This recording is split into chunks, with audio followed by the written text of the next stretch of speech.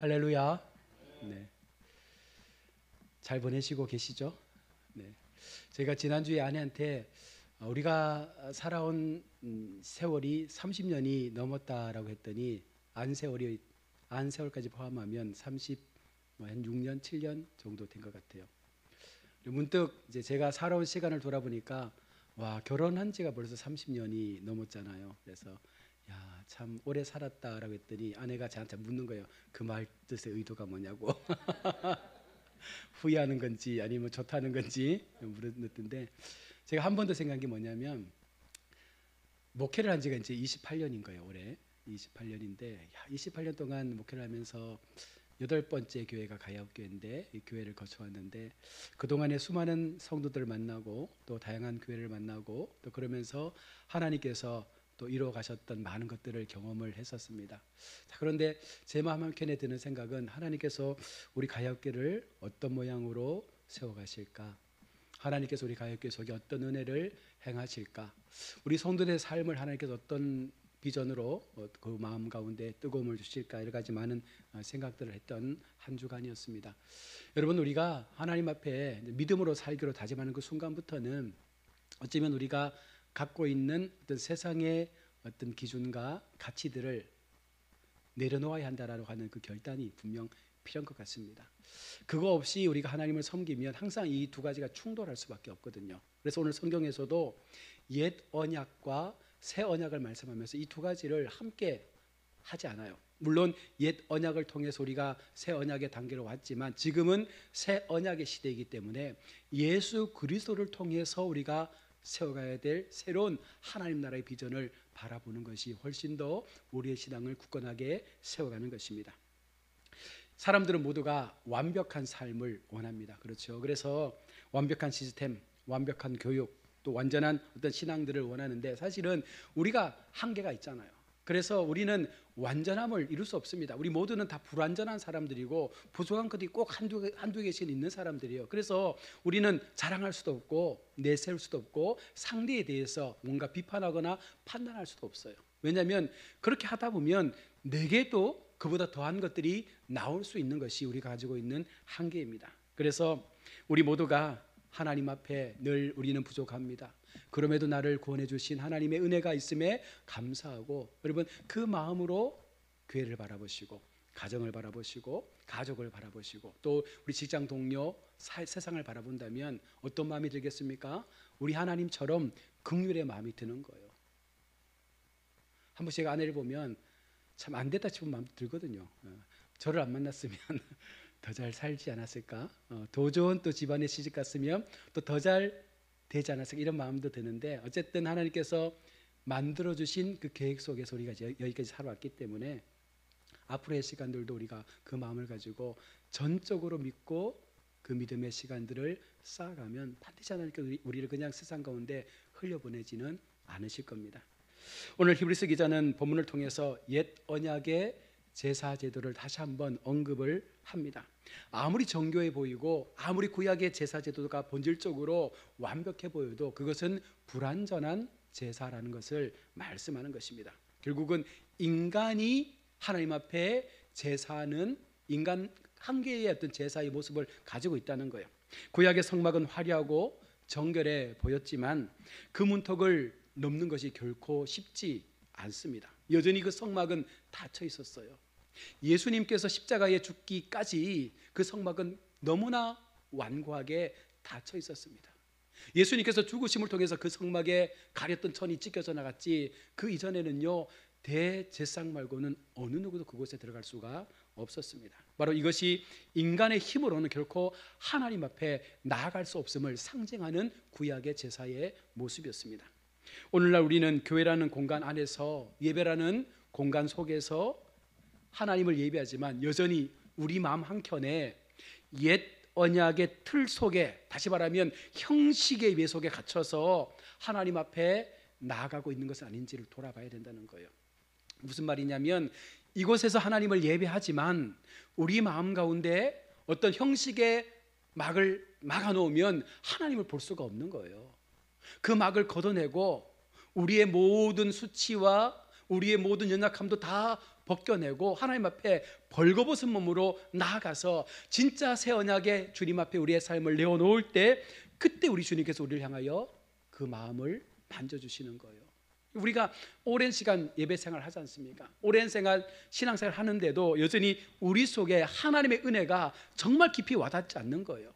날마다 하나님 앞에 은혜를 받았다라고 하면서도 우리 행동을 보십시오. 누군가에게 못된 말하고, 누군가에게 상처 주는 말하고, 내 마음의 감정 억누르지 못하고, 내가 갖고 있는 어떤 그런 기준과 어떤 생각에 맞지 않으면 모든 사람들의 마음들을 잘못됐다 말하고, 여러분 그렇게 하면서 우리가 함께 신앙생활한다.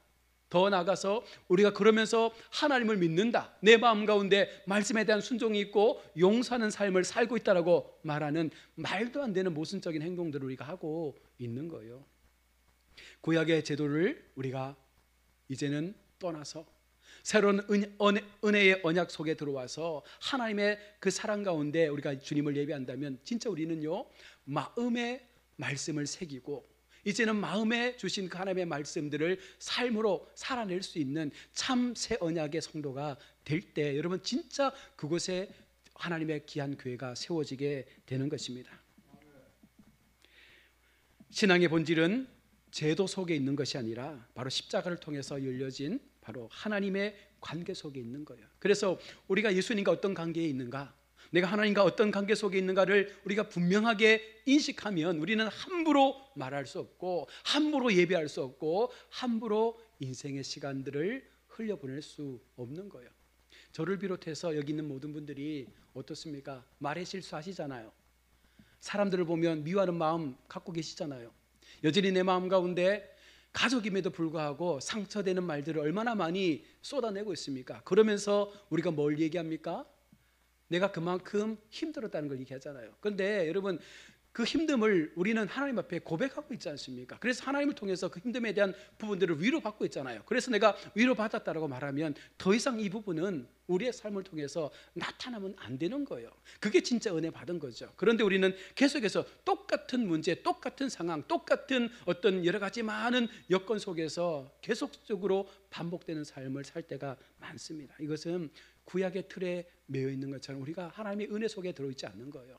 그러니 참 믿음의 사람들은 여러분, 하나님의 주시는 긍휼의 마음을 가지고 우리가 행할 수 있는 최대한의 용서, 최대한의 배려, 여러분 그 마음을 가지고 함께 살아가야 하는 줄로 믿습니다. 오늘 말씀 속에서 이 구약의 잘못된 부분들을 한 번 더 언급하면서 성막의 구조와 그 상징에 대한 부분들을 오늘 1절로 5절에서 말씀합니다. 히브리서 기자는 성막의 두 부분을 오늘 말씀하죠. 성막은 첫째 장막과 둘째 장막이 있는데, 첫째 장막은 성소를 말하는 것이고 둘째 장막은 지성소를 말하는 것입니다. 성소에는 등잔대와 진설병이 있고 지성소에는 언약궤가 있습니다. 자, 이 모든 것이 단순하게 그냥 배치되어 있는 장식물이 아니라 여기 모두에는 예수 그리스도를 예표하고 있는 많은 의미들이 담겨 있습니다. 먼저 등잔대는 어둠 속에서 빛을 발휘하는 그런 의미를 담고 있죠. 성막 안에는요, 단 한 줄기의 빛도 없습니다. 아주 깜깜한 암흑이에요. 유일한 빛은 등잔대의 빛을 통해서 비춰지는 빛밖에 없습니다. 그 등불이 꺼지면 정말 아무것도 보이지 않는 암흑입니다. 다시 말하면 이 빛은 참빛 대신 예수 그리스도를 상징적으로 보여주는 말씀이죠. 요한복음 8장 12절에서 주님은 나는 세상의 빛이라 말씀하셨던 것처럼 이 장막 가운데 가두어진 세상, 이 깜깜한 세상을 우리 주님께서 오셔서 그 빛을 발하실 때에 그 어두워진 세상, 아무것도 보이지 않았던 그 세상 가운데 하나님의 빛이 비춰줌을 통해서 우리가 이제는 길을 찾게 된다는 것입니다. 현대 사회에서도 사람들은 여전히 지금 빛 속을 걷고 있지, 어둠 속을 걷고 있지 않습니까? 예수님을 모르는 사람들은요, 밝은 세상을 사는 것처럼 보이지만 그들 속에는요, 수많은 어둠들이 그들을 감싸고 있기 때문에 계속해서 좌절하고 아파하고, 여러분 많은 갈등들이 그들 속에 생겨나는 것입니다. 불안과 경쟁과 물질주의와 관계의 단절, 이 모든 것들이 그들 속에 빛의 단절을 통해서 어둠 속에만 머물 수밖에 없는 것이죠. 그러나 주님을 만나면 어떻게 되는 거예요? 인생의 등불이 켜지는 거예요. 보이지 않았던 내 인생의 진짜 길들이 밝혀지게 되는 것입니다. 기도의 자리를 지키는 성도, 말씀 앞에 머무는 성도, 여러분 어둠 속에서도 꺼지지 않는 불빛으로 살아가는 믿음의 모습들이 생겨나게 되는 것입니다.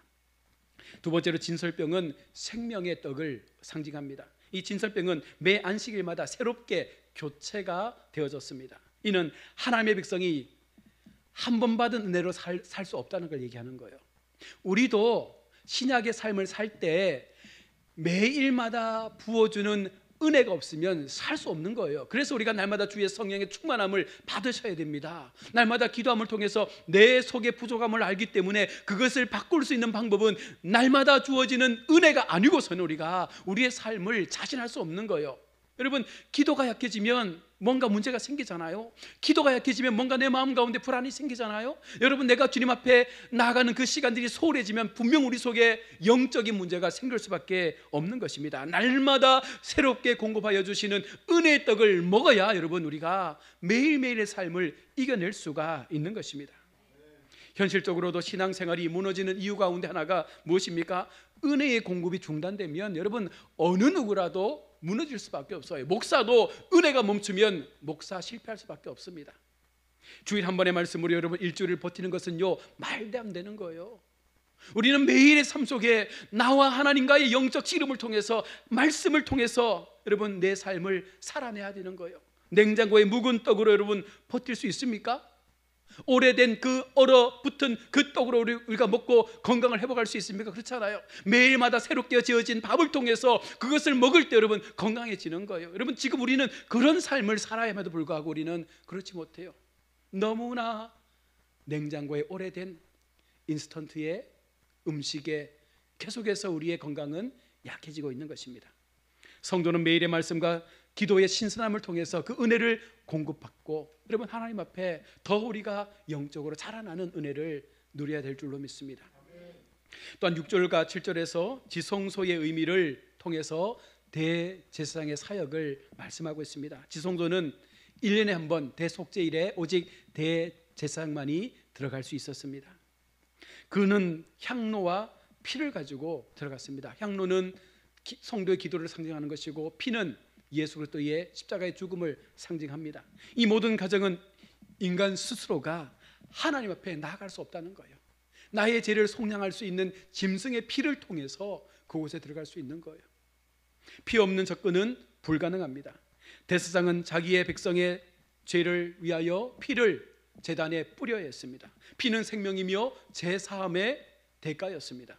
히브리서 9장 22절의 말씀처럼 피 흘림이 없이는 죄사함도 없다라고 말씀했던 것처럼 그 시대에는요 그렇게 날마다 짐승을 잡아서 하나님 앞에 그것을 드려야 했습니다. 오늘 우리는 제물을 잡지는 않습니다. 그러나 여전히 우리에게는 예수의 피를 통해서 하나님께 나아갈 수 있는 마음을 가져야 되는 거예요.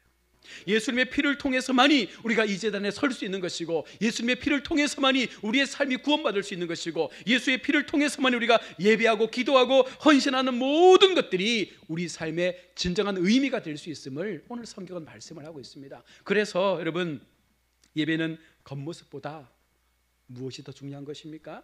십자가의 은혜에 대한 자각이 더 우리 속에 있어야 되는 거예요. 예배 시간 올라올 때 여러분 우리 속에 필요한 것은 내가 오늘 주님 앞에 이 거룩한 성의를 지킨다라고 하는 인간적인 생각을 뛰어넘는, 오늘도 이곳에서 예수님의 십자가의 피를 내 삶 가운데 부여받고 그 피의 힘과 능력을 통해서 내 삶에 무너졌던 부분들이 회복되어지고, 오늘도 십자가의 피의 능력이 내 삶에 새로운 비전과 도전을 줌을 통해서 내가 이 한 주간의 삶을 어떻게 살아낼 수 있을까에 대한 어떤 그런 마음들을 우리가 계속해서 말씀 속에서 충전을 받아 나가는 것입니다. 예배의 중심에 십자가가 빠지면 그 모든 것은요 종교 행사가 되는 거예요. 여러분, 아무리 오랜 시간 이곳에 앉아 있어도, 아무리 오랜 시간 이곳에서 하나님 앞에 예배하는 모습으로 이곳에 있다 할지라도 그 삶의 십자가의 은혜가 빠지면 그것은 단순한 종교적 행위밖에 되지 않는 것입니다.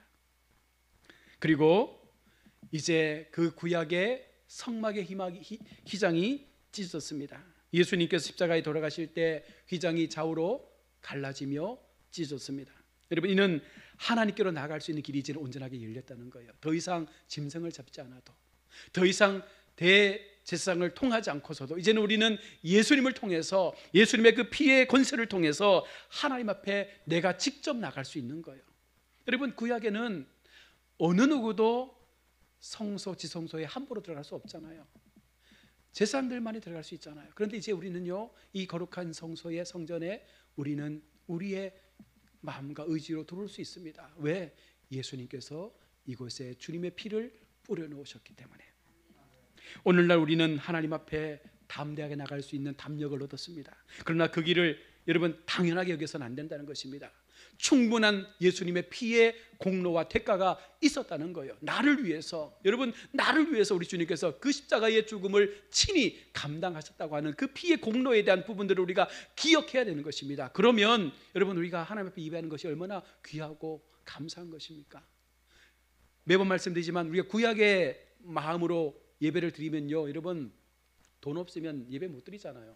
물론 하나님께서 곡식을 빻아서 하나님께 드리라고도 했지만 가난한 자들을 위해서 비둘기도 잡을 수 있고 하지만 그래도 그것도 다 돈이지 않습니까? 여러분, 죄를 지을 때마다 소와 양과 염소와 비둘기와 곡식을 하나님께 드려야 된다고 하면 우리는 매일마다 이곳에서 피를 흘려야 돼요. 그런데 하나님께서 그런 모든 것들을 다 제거해 주셨습니다. 오직 한 번의 피로, 예수님의 피로 그것이 다 사라진 거예요. 히브리서는 말합니다. 옛 제사 제도는 마음의 평안을 완전하게 할 수 없었다. 옛 구약의 제사 제도는 예배를 통해서, 제사를 통해서 우리 마음 가운데 죄의 어떤 그런 죄의식들을 지금 당장 잠깐은 억누를 수 있지만 그것이 완전하게 해소되는 제사는 될 수가 없는 것입니다.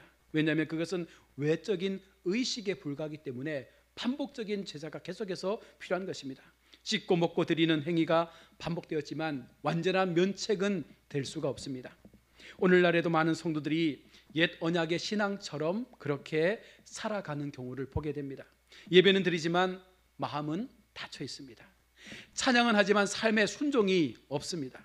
기도는 하지만 자기 의에 머물 때가 많습니다. 봉사는 하지만 사랑이 없습니다. 결국은 이게 무엇을 말하냐면 예수님의 피의 은혜를 우리가 고백하지 않기 때문에 이런 현상들이 드러나는 거예요. 열심히 교회 속에 중직의 직분을 가지고 뭔가 행하는 것처럼 보여지지만 그 속에 하나님의 은혜가 없이 행하는 모든 것들은요, 다 종교적 행위 속에서 나의 의만을 드러내는 행동밖에 되지 않는 것입니다.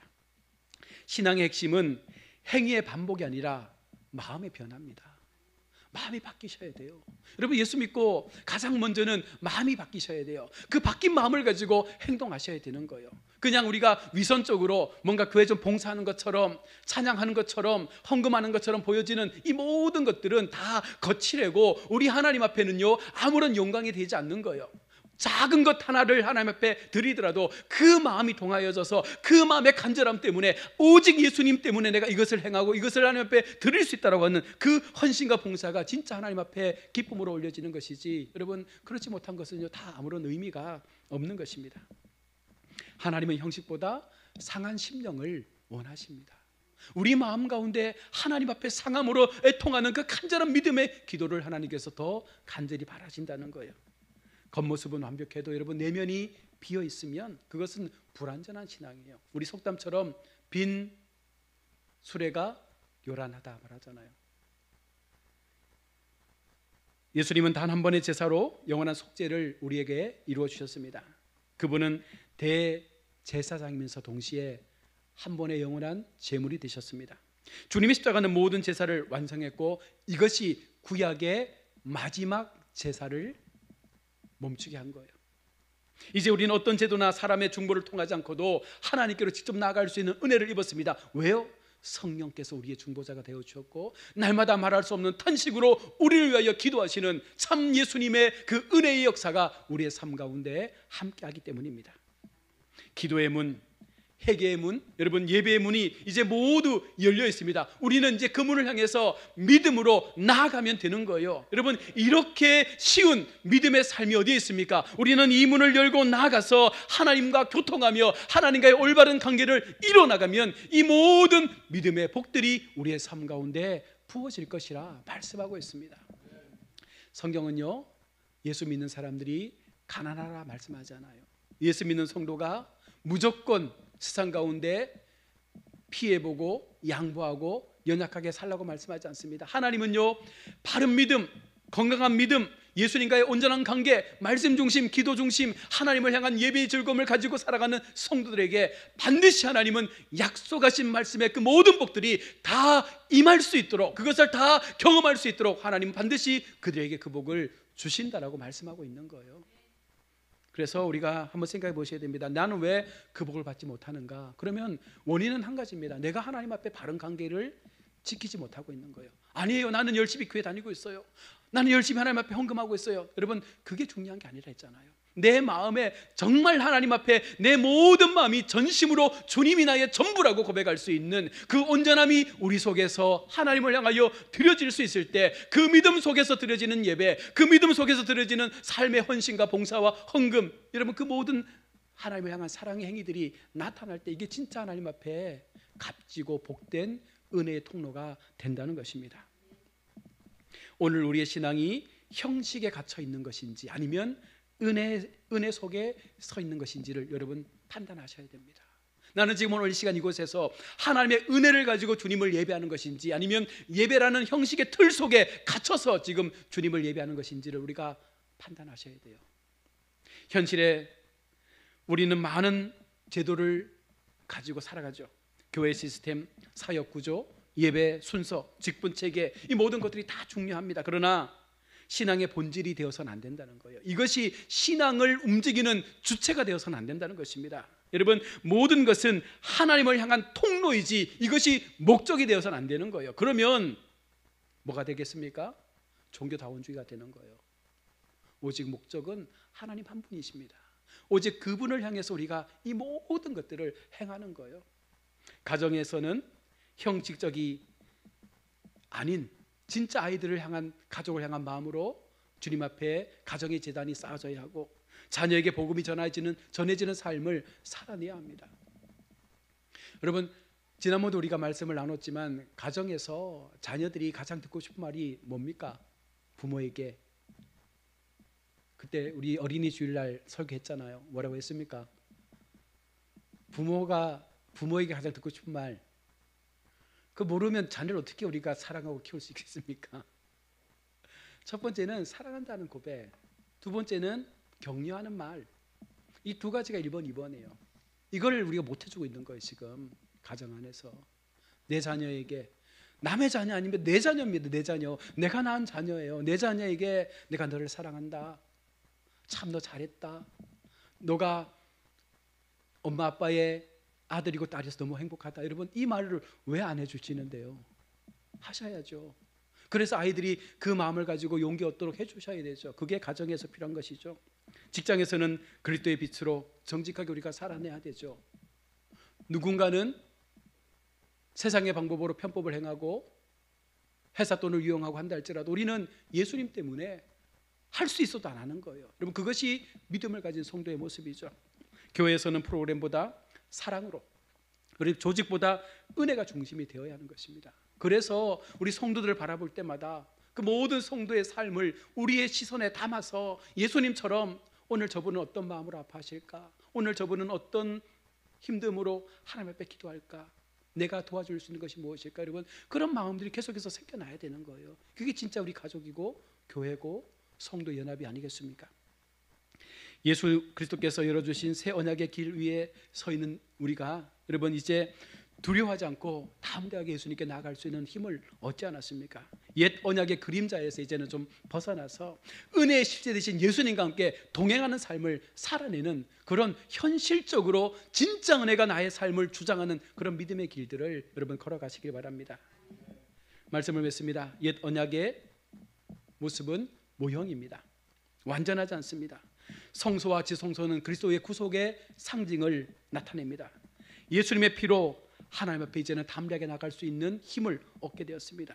형식적 신앙의 소리가 벗어나서 마음의 변화와 진정한 예배로 우리가 하나님을 찾고 하나님을 만날 수 있는 그런 복된 삶이 우리 속에 있어지길 바랍니다. 예수 그리스도의 피로 열린 새 언약의 길을 담대하게 걸어가는 자가 진짜 은혜 속에 살아가는 성도라고 말씀하고 있습니다. 오늘 히브리서 9장의 메시지가 바로 이것이죠. 그 길 끝에 완전한 평안과 참된 예배가 있다. 너희 속에 새 언약의 중보자 되시는 예수님을 통해서 마지막까지 이제는 그 주님과 함께 믿음의 동행을 이뤄감으로 우리의 삶에 늘 감사가, 늘 은혜가 넘쳐나는 우리 복된 성도들 다 되시기를 주의 이름으로 축원합니다. 아멘. 하나님 은혜를 감사합니다. 오후 시간도 우리의 마음을 지켜주신 하나님, 우리의 육신이 연약하고 우리의 삶이 부족하다 할지라도 하나님은 언제나 우리의 삶에 가장 완전하신 분으로 찾아오셨고 우리의 삶의 모든 것들을 가장 아름다운 삶으로 이끌어 가시는 하나님으로 우리의 인생들을 지켜가심을 믿습니다. 오후 시간 주신 말씀처럼 더 이상 형식에 얽매여 살아가는 성도가 아니라 이제는 진짜 하나님을 살아가는 말씀 중심의 신앙을 통해서 새 언약의 중보자 되시는 예수님을 우리가 의지하며 믿음의 길에서 온전한 은혜의 삶을 우리가 기쁨으로 맞이할 수 있는 고백이 있게 하여 주옵소서. 감사합니다. 거룩하신 예수님의 이름으로 기도드립니다. 아멘.